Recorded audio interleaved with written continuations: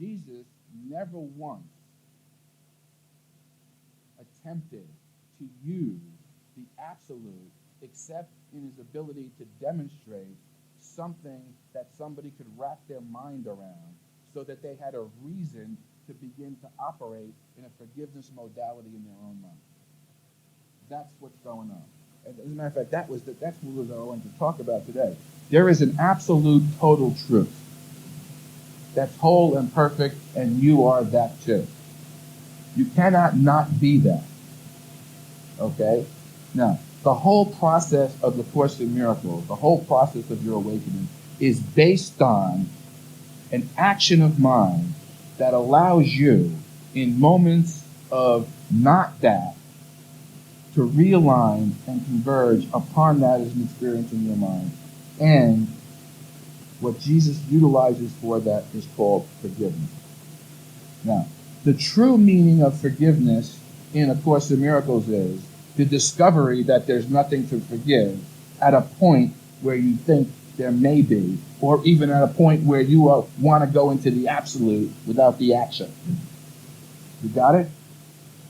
Many people would love to go to the absolute as a dogma in their mind, rather than simply use the action of mind to restore that as an active knowledge that's operating in the consciousness association now as a reassociation of space and time, be it an illusion or not. Okay? That's what it's saying. What I'm telling you is there's an absolute reality of love, wholeness, and perfection. In an incident, Jesus discovered that not only is that true, but we are already one with that. And the discovery of that is what forgiveness makes available. Okay? The condition of space and time and being a body thinking you're in space and time requires constant acts of willingness to forgive. The most beneficial spot for forgiveness to operate is in an experience where you're seeing someone as enemy, or seeing someone as against you, or seeing someone in conflict, because you're seeing a reflection of your own mind. You're not seeing the truth at all. Okay. The statement that someone would make is, we should be in the place where people are being sacrificed to the teachings of fear, is true, but that's what the world is in its entirety. Okay? Now, the next thing is, one of the most important aspects of the Course is that you are only deciding for yourself, and nobody has put you in a place where you have to accept the fear of God as a fearful teaching but yourself. So the rescue mission lies not in the world. The rehabilitation and recovery lies in your mind at the point where you're not willing to compromise the absolute, but admit to the human frailty of failing to be that absolute, not because you want to justify the guilt, but because Jesus told you, be ye perfect even as your Father in heaven is perfect. And forgive sins. Forgive us this day our daily trespasses. Because it is the privilege of the forgiven who have experienced total forgiveness in the Saviorship of Jesus to know what forgiveness actually is, and then begin to institute that practice as the discipline in their own mind, and not compromise reality by not compromising themselves by utilizing that action in greater and greater increases in frequency. The truth of the healing of your own mind into the recognition of its wholeness is in forgiveness.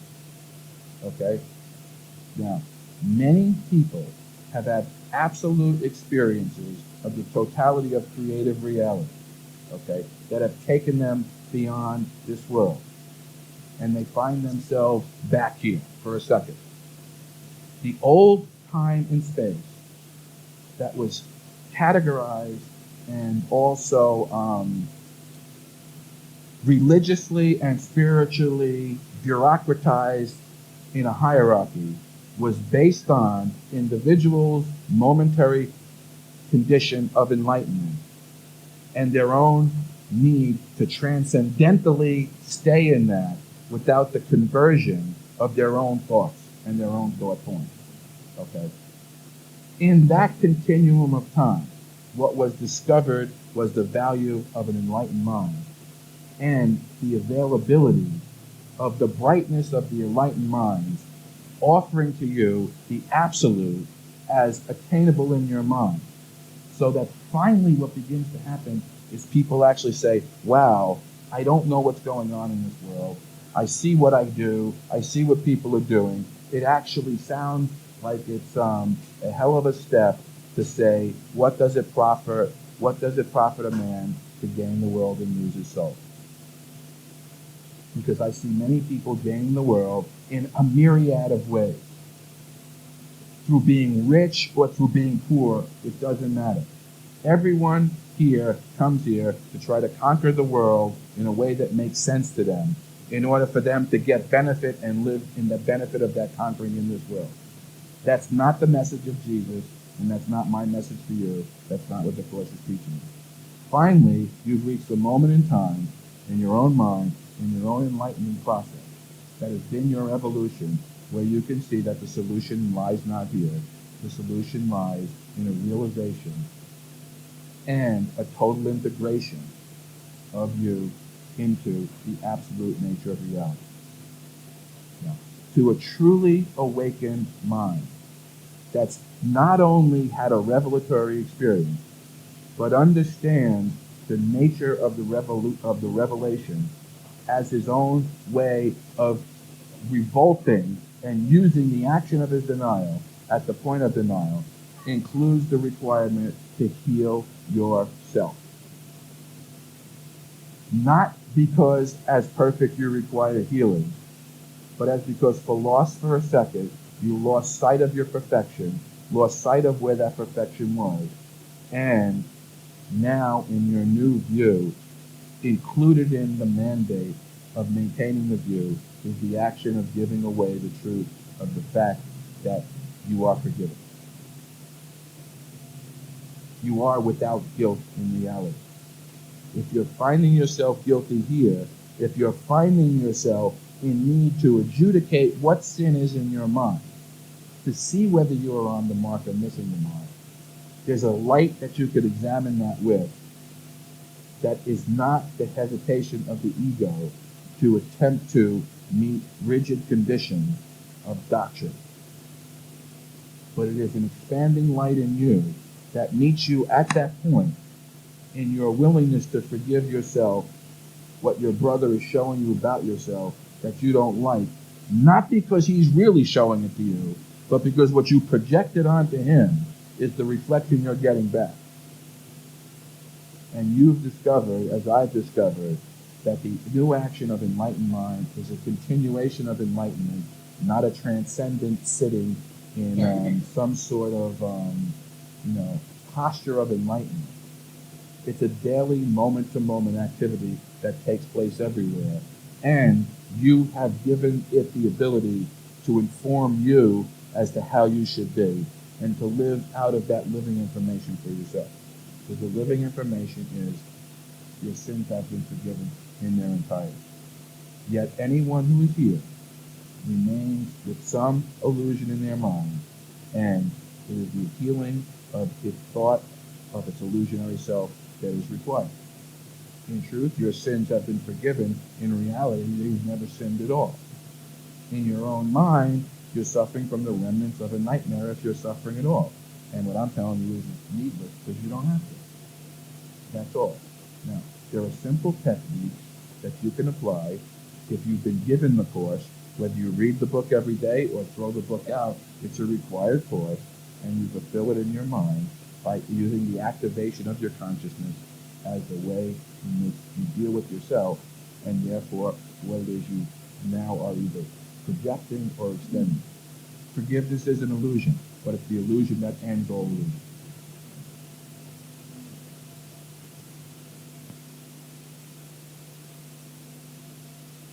Forgiveness in reality is completely ridiculous and there's no way to even deal with it, yet this isn't reality. This is an illusion. Knowing reality and also knowing the illusion as an unreality, you're in a mid-range of consciousness that's evolving. and literally changing the shape of the illusionary world and offering the illusionary world a constantly quicker and quicker ending to its own need to suffer by freeing yourself from the constriction of suffering based on the associations of your own mind. Now, we come together here to participate in forgiveness with each other as a way of learning how to forgive, and then in our daily activities, forgiving all that are given to us, not because they have sinned, but because the mistake of sin existed in my mind as separate, and it is my job to clean up my act because I'm responsible. I may or may not be perfect in that performance from moment to moment, but God's not judging me, and Jesus isn't judging me. If we judge each other, it's just another moment of failure to forgive ourselves. So be it, so it will be with you. Okay? That's simply the way it is. If I were to do this in the 12-step program, I am not perfect except in reality, but I'm being perfected in each moment that I'm willing to let perfection be the light within which I sit. Okay? Now, as you can see, and again, every time we attempt to adjust this, we get glaring demonstrations of exactly why it is the way it is. The reason why there's an admissions process is just this reason. And there's nothing I can say about it. The doors are open. Everyone is free to come, except there's a moment where if they want to be with you in this new commitment, they need to make a statement and declaration of that fact and demonstrate it. You have the ability in your mind to offer them the moment to demonstrate it, because the moment that you offer them that ability, you recognize that you have the ability to manifest your own demonstration, and miracles occur. When you listen to what he says, it sounds right for a moment, because it is right for a moment. But the moment that he gets caught in his own illogical thinking, his retort is an absolute astral reality, which he claims to be in. Okay, I'm not offering you an absolute astral reality that I claim to be in. I'm sitting right here with you, learning in our moments of practice that we're under no laws but God's, and we can extend this love through actions of forgiveness in our minds. Now, obviously, when you begin to deal with minds like that, you see how what Jesus is teaching as forgiveness is actually compromised in their desire to be beyond the need of it. And I'm going to tell you something. The reason why there is a Course in Miracles is because minds are being revealed to themselves in their own moments of awakening. And that is an absolute revelation that no one can counter. Okay? The fact that you sit here is not challenge to that revelation. It's your willingness to let that revelation offer you your ability to integrate into a condition of total awareness of the kingdom of heaven and continue to extend the light and the love that you find in your release from your own condition. There is no one in this world who is here without condition, and it's not your job to be without condition or without limitation. It's about the willingness to accept that and continue to forgive, to extend love in spite of the limitation, because finally, in your revelation, you understand that the limitation does not limit your ability to extend love. The limitation is merely meaningless, and each time you hit that limitation in your mind, you remember and love extends, and you're making manifest the truth of the unlimited nature of the love of God that you are. Okay? You're being offered something here that's beyond sitting somewhere in a meditative thing with guys who are going to give you the horseshit crap of ego therapy. The ego does not need therapy. You need to see that it gives you bad information about yourself. The ego is not true. It is what truth is not. This isn't a satsang. It's not whatever it is. It's about us actively accepting the message of Jesus in our mind and being willing to unconditionally apply it to yourself in the condition that you find yourself in. And in that moment, you discover the perfection of who you really are.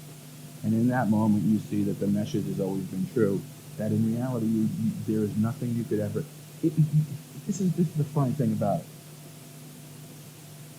In reality, there's nothing that you've ever done that could ever affect your own perfection, affect your own image. That's just simply true. Because you don't have the power to do that. Okay? The willingness to discover you don't have the power to do that. Listen, by attempting to express the power to do that is what the angels can't do. Can you get that? This is why, in a certain way, what Jesus is actually teaching in the Bible is, you've been given dominion over the heavens, because they never had the audacity to try to proclaim themselves separate. So in a particular way, the power you're discovering is a power of inclusion in total reality that other orders of apparent creative being that exist at astral levels can never have. Can you get that? You see how that's true. The angel does not have the ability to rebel. You do. Your rebellion is meaningless in heaven, but it's meaningful in your own mind. The idea that you can return the power of rebellion back over at the point where the rebellion began is the gratitude the angels offer to you in the moments when you discover they're waiting there miraculously to guide you back. Because they're at your service in that regard. And they can do nothing but serve, because that's what they're designed to do. You're designed to serve and create. Learning that it's okay to serve is parallel to learning how you create. And that's what's going on. I understand everything this guy is saying, and the truth is, when you go to absolutes, what's they're wrong. There's nothing in saying that's wrong. It's when you get to the idea that you refuse to enter in what's being offered to you, where you could begin to discover the conflict that's still in your own mind. That's the job. There's nothing wrong with discovering you have conflictual moments of thinking in your own mind. The discovery of it and the willingness to let them be aligned to the absolute truth is forgiveness.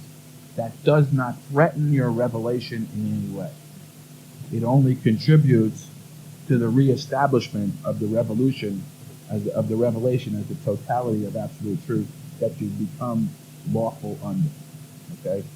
This stuff about, man, the reason for, and I just use myself, and the truth is, I'm going to use a lot of you guys as a demonstration. I run into guys all over Bible. Some of these gurus who sit around here are the same way.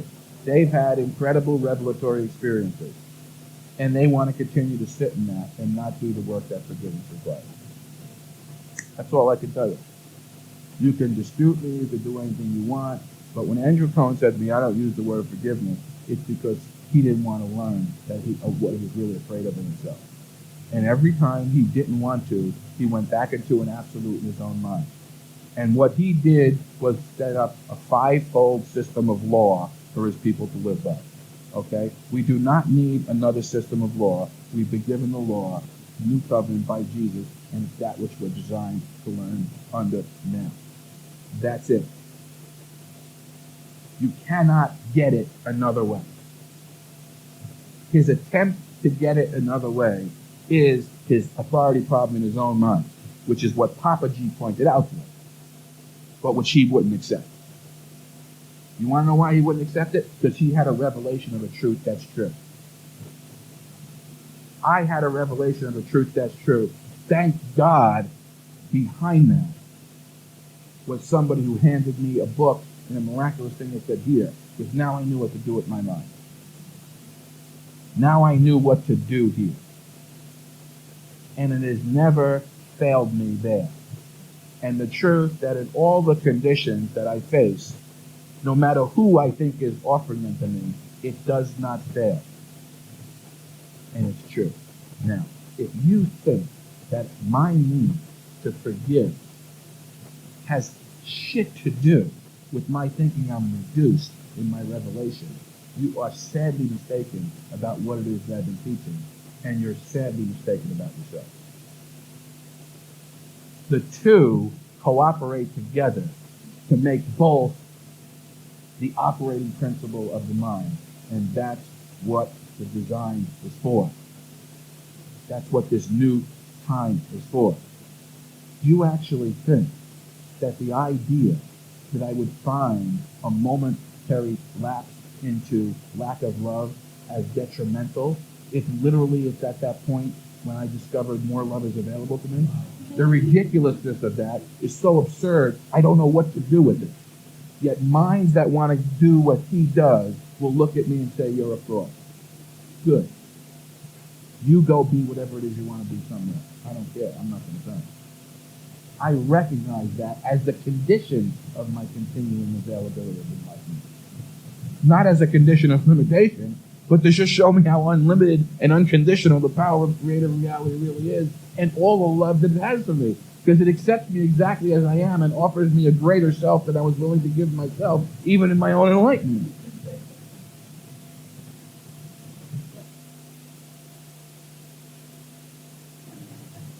Call home.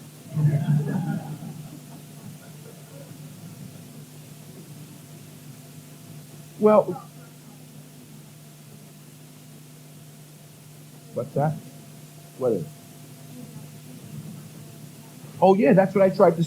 But and this is the point I was trying to make to him. Okay, so that's what I said. So right now we're involved in a discourse. Okay, everybody here is with an open mind is learning of love and light, and he's included in that. Okay, when you ask him, "Are you learning?" There's a moment of hesitation. Okay, now all that is lack of integration of the truth of the absolute that he's trying to tell you he's operating under. But if he has to stop and evaluate it, then he's not so certain he's learning, but he's telling you that his learning is eternal and unconditional, okay? Except right there in his own mind. You got it? Okay. Now, I can sit there with an individual and meet him at those moments, whether they seem to be in my mind or not, but not flinch and grow, okay? I don't have that problem. Okay? Now, does that mean I'm not absolute and totally awake? I don't have any idea what it means. I only know, just like you said, here's an opportunity to grow in light and love and inclusion. I'm grateful. Finally, you're just in a condition of being grateful. Everything is offering you the ability to be grateful about the fact that you're perfect, whether you know you're perfect or not. Not knowing you're perfect, everything is offering you the ability to know that. Okay?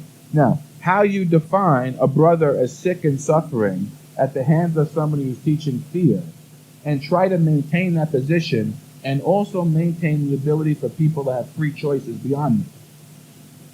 Because literally, the power of the freedom of choice is the salvation of knowing you're doing it to yourself. You can't have it both ways. Now, it also is the simple admonition that you do hear it in your own mind, and you do hear it in your own heart, and you are guided to be true to your own hearing. Okay? In the truing up to your own hearing, great learning, great love is discovered. Now, I have absolutely no problem with the way this is evolving for me. And yet the prayer is always, thy will be done. And if there's a speed up available, then I'm available for the speed up in any miraculous way. Because it says, delay in eternity is impossible, yet delay in time is tragic indeed. Okay? Now, there would seem to be in a mind that lacks the integration and the integrity that takes place in the integration, where that presents a paradox, and that paradox can actually be discussed. What I'm telling you is, to an awakened mind, there's no paradox in that, and there's no discussion to be had, just an action of forgiveness if you find it to be paradoxical in yourself. And that keeps you current in your enlightenment. He wants to tell me about a paradox, but he does not want the responsibility for the paradox in faith, because it would be too painful, and he would discover he needs to forgive something in his mind. Okay? He does live within a holy instant, and he lives within a holy instant that he's not willing to go beyond into a greater holiness, into a larger instant, which is eternal. Okay? And so be it. The fact that he can't sit still is telling. If it's so true, what he's saying, then let it be true in his own mind and his actions. Now, is he forgiven? Of course he's forgiven. Everybody's forgiven. Is he discovering forgiveness in his own time, his own space? I would hope so, and I pray that he is having that momentary stuff. Yet at the same time, it's like you can hear what somebody says. He's saying, why aren't you guys out there like in the churches, preaching in churches? Well, if I was told to, I would. But he's not the boss of me. I got something that's happening in my mind. Now, you'll sit with these guys, and I'm telling you, there are a lot of guys around who have true revelatory moments. All right? I don't have a problem with that. I meet them all the time. What's his name? Jiminy. The guy at some point in time was stone cold wide awake. I can look into his eyes. I came to Byron the second day I was here. I walked over to something they were having at the what do you call it, the choir. We just happened to hang out there, and I looked at this guy. I said, "Come on, man, you're awake." And we fell apart laughing. His next whole conversation with me was a confession saying that he knew it was, and he wasted his awakening because he went back down to the illusion and sought the pleasure of women and had kids and the whole thing. He's awake. This book is for him. This teaching is for him. Because he sees that he's unhappy doing what he's doing, yet he won't accept the discipline at the point of authority, where his authority problem is. And this is the interesting thing about what I read yesterday. The whole reading yesterday was, God has but one son, and that son is you. A healed therapist is one who knows that he ain't God. Okay? The New Age crap of we're all God creating is just that. An attempt to be the authority rather than to be the son. As if there's something sacrificial about being the son of God. I'm God's son, complete and healed and whole. Shining in the perfection, reflection, totality of the extension of his love. It is my job to accept that and make manifest at the point where I hesitated the first time you did it. And the only time you ever did it, and you can't go back on it. I am not God. But I am not God created. Now, if that presents a paradox, it's because a realization hasn't dawned on you in your own mind as to what God is and what you are in your true relationship with God. This stuff about we're all going back to the Godhead and all that stuff, like theoretically, if it's useful, but there's something about it when you meet these guys. There's something about it at the point where they're not willing to be themselves. That tells something about the nature of the authority problem that they're facing in their own mind. Now, does that make them any more guilty or sinful than anybody else? Of course not.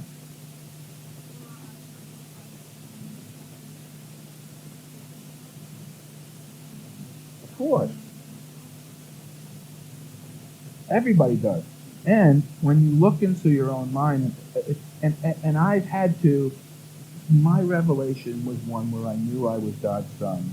I knew that this was an illusion. I knew of the totality of the power. I knew all kinds of stuff at a very sort of fundamental level that was constantly affecting me, even when I didn't even think it was affecting me. When I didn't think I was practicing it, it was still affecting me.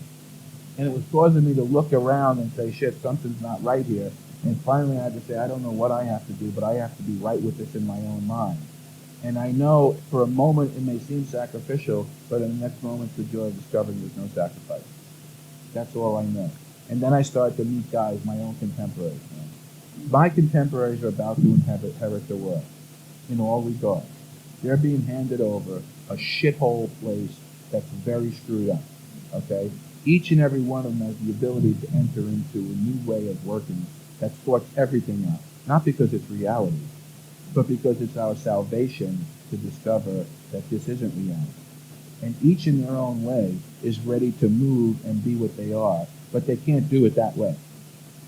They can't do it the way Jiminy does it. You know what I mean? All that would happen is they would have to be recycled and be brought up in a newness of this. And the truth is, for you guys who are facing, this is good stuff, for you guys who are facing situations in your own life where you have mates, relatives, friends, brothers, sisters, parents, who are at a point in their life where it seems like they're facing death, and it doesn't seem like they can make the choice for eternal life, what you need to offer them is your certainty. And I don't know how you do it. You learn to do it in your own mind when you're offered to. What you need to offer them is a certainty that if they're not capable of making the choice that you've made for them in you will offer them the ability to be risen up in this new continuum under the care of the mind that is actually going home, so that they don't have to cycle a billion more times. Now, if that sounds like a reduction to there is no death, screw it. I don't really care.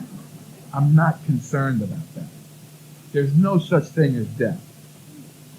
And the miracle allows anything to participate in this, but it only allows the miracle to be shown to me at my willingness to let everything participate in what is the resurrection of life that's going on in me. Because I am forgiven and everything's forgiven. Whether they take the forgiveness now, take it later, they're going to take it sooner or later. My prayer is always that it's sooner. If something seems to be facing death, you hold them in their mind in the truth of there is no death, and you offer them the willingness to enter back in a rapid turnaround in this association, no one way or the other, because they're coming home with me, with you, because that's the decision that I've made and you've made, and we're offering to each other in a certainty that has nothing to do with the world at all. And there is nothing in the world that's going to tell me that I can't make this decision, that I haven't been offered this decision, and that you can't make this decision to do it now, no matter where you find yourself in space and time. I don't care. They could write about me in newspapers. They could try to keep me out of the country. They could castrate me. They could attempt to vilify me. They could, take all the money. I don't care. Nothing is changing my mind about that. And the change of mind is a constant opening to a greater truth of the fact that that's true. If I'm not perfect in this, then screw it. I'm not here to be perfect. I'm here to do what I'm doing. I picked this up. I picked this stuff up, and it's a constant verification of the truth of my revelation, as well as the truth of the process that's taken place in me as the integration of that revelation. Now, if that's in someone's mind or in someone's definitions of what enlightenment is, doesn't meet their standards, so be it. That will be on them. It's not on me. I understand that what I am as enlightened is not what people are expecting. You want to know something? Because when enlightenment came on me, it's not what I was expecting.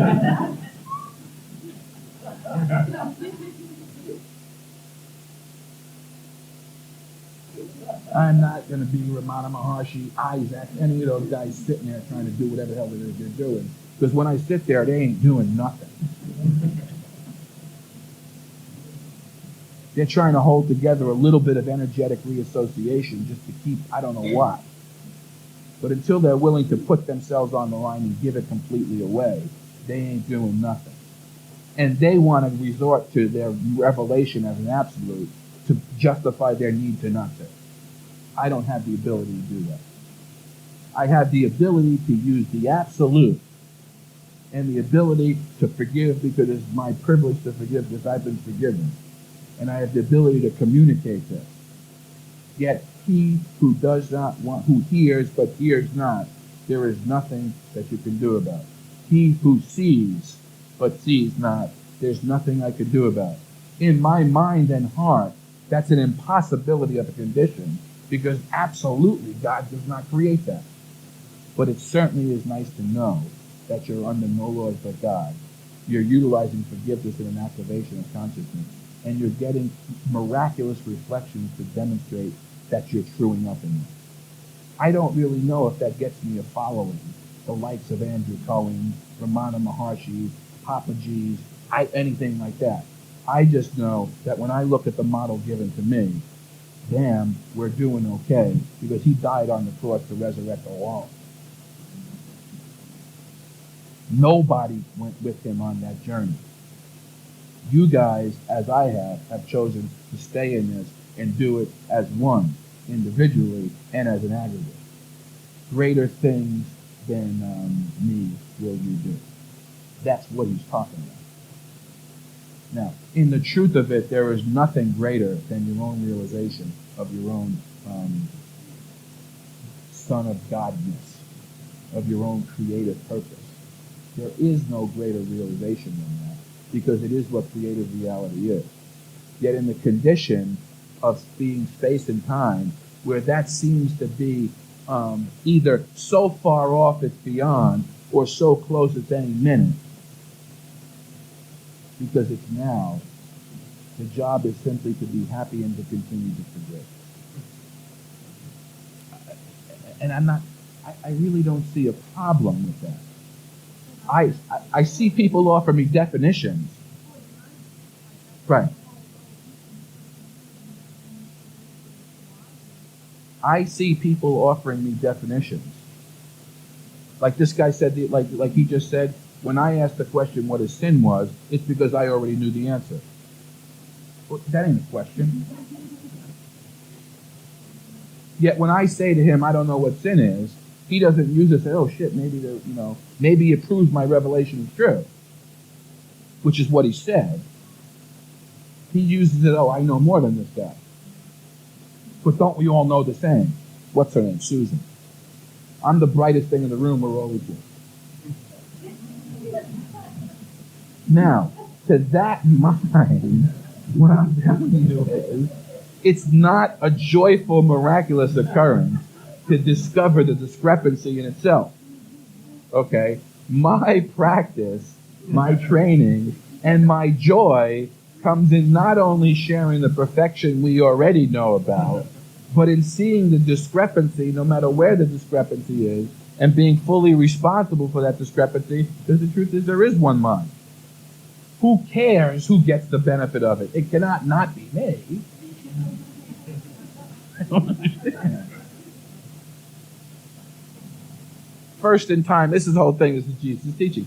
First in time is meaningless. First in creative reality is God creating his son perfectly. Who wants to be first in time? And every single person wants to be first in time because they're not going to hear this until it's their own idea. Now, of course it's their own idea. There's one mind. Can you get that with me? I had to come to know, to let myself be trained from the Course in Miracles, because in my revelation, I thought Jesus was just written into my script. And he wasn't true that way. Okay, even if he wasn't, he's in the script. I still had to defer to that. You get what I'm saying? When you can't justify any history of time based on what was revealed to me in my own revelation, because I saw it all as one thing in a moment, going all directions, from in all variations of it, like from heaven to the fall, from the fall to the return, all variations of the return, including a new variation, which is the new covenant of Jesus. And when I came out of it, you couldn't prove to me that there ever was a history of Jesus prior to my moment of revelation. It didn't matter. I was still given that to you. Now, I could have used my revelation, as many of these guys do, to justify there is no Jesus. It's just another product of my mind. I don't need the Course in Miracles to throw the book out. But I choose not to do that because I don't see it not opening my mind. I don't see it not contributing to the constant opening of my mind. And in the learning of that, what I've also found is there is nothing that doesn't contribute to the opening of my mind. Because I'm reading it with a new mind and a new light. That's as far as we can go in my teaching you. You got that? At that point, the idea that we're both student and teachers becomes true, because we're involved in a single learning. Now, what the guys who are contemporary with me in this have learned, as what I've learned in this being contemporary with others, is Shit, we all get assignments.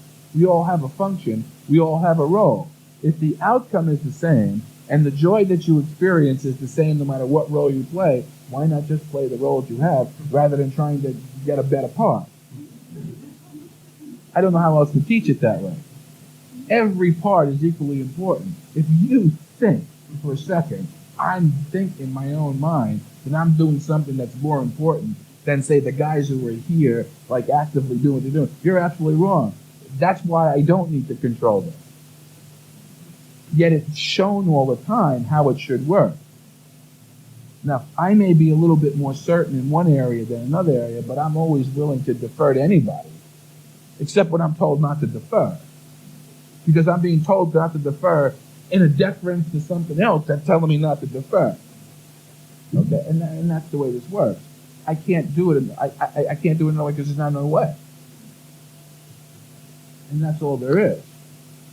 Like whether they're ready to hear it or not ready to hear it doesn't have anything to do with whether I'm ready to present it or not present it. I'm ready to present the fact that this is given. You're whole and you're perfect. You can now be you perfect now. When he says be ye perfect, it's not off in the future somewhere. He's not saying be ye perfect like somewhere in the future you're going to discover it. He's saying you're perfect now. Ye are perfect now. When it says ye are gods, you are gods. You're not gods. Your God owns you in a good way. You're God. You belong to God. You belong to God and belong in God. And the discovery that you are God's is literally your salvation. You're the Son of God. In that respect, you create exactly like God, but you cannot create separate from Him. And the joy is in the discovering the true order of the true order as the operating principle in your mind now. It's a great thing. It's like, man, it blew me away. You guys remember we watched the movie Stigmata? Some of you guys haven't. I don't know. Well, in Stigmata, the whole thing was about they were trying to prevent that the passage, the translation of the passage of this gospel they had found. They're trying to prevent it from getting out into the public. So there was all types of conspiracies to keep it to like literally to vilify and to ruin the reputation of the guys who were doing the translation and to not let it out into the public. And the simplicity of the gospel said, the beginning of the gospel was, the kingdom of heaven is in you and all around you. That's what it said. And that's what the church didn't want you to know. That you had direct access to that. Because you have direct access to the discoverer of that, which is your own salvation consciousness. Okay? I can pick up I picked up the Earth text the other day, and there's a line that says, the kingdom of heaven is in you and all around you. Simply because it's true. Now, the idea that and when you look at Jesus in the Bible, when he says, well, why do you let these guys sing Hosanna? So because if they don't, literally the rocks will have to cry out. It's because it's a current discovery, and this is the time that the discovery is being made in individuals' minds. It's spectacular when you look at it, and each and every one has an individual part to play in the plan. Like, damn, what's so bad about playing a part in the plan for atonement? But you're not the writer of that script. I'm not the writer of that script. My joy is in not having to write that script. The frustration that I experienced as a human was the constant trying to write a script and it always failing. Can you see that with me? Now, this other stuff, you say, well, the phenomena, even the miracle is just phenomena. It's true. The miracles are phenomena. This energy that we extend, it's phenomenological. You can call it, you can say, oh, wow, it's just another one of the seeds that, that blah, blah, blah had talked about, and it's another sort of, whatever it is. So what? What, is that a condition under which you can't continue to be revealed if the revelation is unconditional? I don't understand. I know that it's a facilitation for me to extend the energy of my mind so that you can begin to get a non-conceptual sort of experience, no matter how minimal it seems to be in somebody, because finally salvation is freedom from concepts. This guy said, well, we participate. He's not going to tell me that we don't participate in transcendental reassociation based on extension of light energy, because that's what's going on. Now, I know if you're fearful, you will look outside of yourself, see a bunch of people jumping up and down, and jump up and down because you're fearful and you want to be accepted, but you're fearful to let the energy affect you because you're also afraid of change. And I know that people enter into this, and they're fraudulent. That's how simple it is. Everybody here is a fraud. The willingness to be like everybody else, fraudulent, so that you can discover your reality, is the program.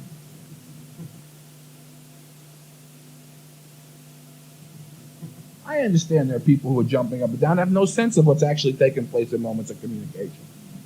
I also understand that there are moments of communication that I could actually communicate that they get the benefit of, and many have not learned the ability to communicate yet, and I don't know if they have to at that level. I don't know if that's your job or not. I know it's mine. I know that you guys are extending love and light, because I know it's like when I walk home, I can't move. Does that mean I'm limited and my body isn't functioning right? No, it means my body is functioning sufficiently unto today to allow it to do what it's asked to do in the terms of the new enlightenment that's going on in my mind. Where's the reduction? Oh, if you were truly awake, you'd be able to, like, I don't know, go shopping and do all the things that everybody does and never feel affected. Why? If you knew what the hell it was you were talking about, you would see that no conditions are true. Why would you attempt to put judgmental conditions on anything at all if you don't know what enlightenment is? Somebody who's not awake has no clue what it is. They have definitions that they postulate, and in unhealed minds, they go looking for definition. You got these, like, what's his name? Who's the guy out in Fiji?